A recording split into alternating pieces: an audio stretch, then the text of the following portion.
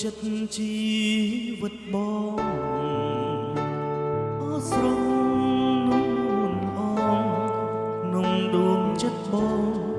សើមងរាល់ថ្ងៃតាំងពី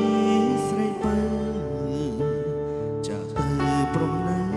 អាឡ័យតន្ទឹងរាល់ពេលយកថ្ងៃ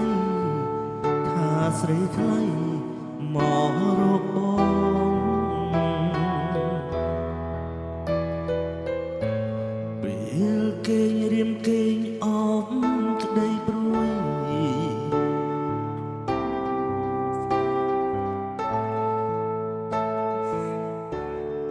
ពេកកន្លងចូលចាម្នាក់ឯងគ្មានលឺសំឡេងឆ្លើយឆ្លងគួរចិត្តអាណិតបងផងព្រោះតែបងនៅស្នេ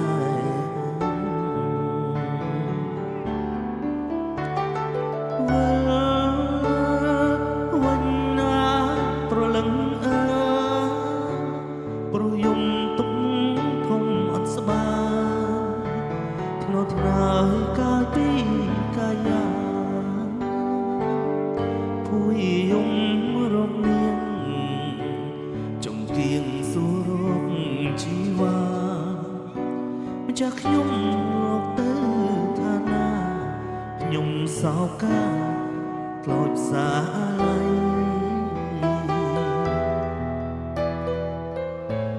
គួរណាស់វិលវិញគុំកែប្រែវិលមករួមស្នេហ៍ដៃបងទាំងទ្វេទទួលស្រីថ្លៃវិលមកព្រលឹងបងគេងរំពឹងរាល់ថ្ងៃវិលមកចុះណាចរណៃបើស្រីថ្លៃ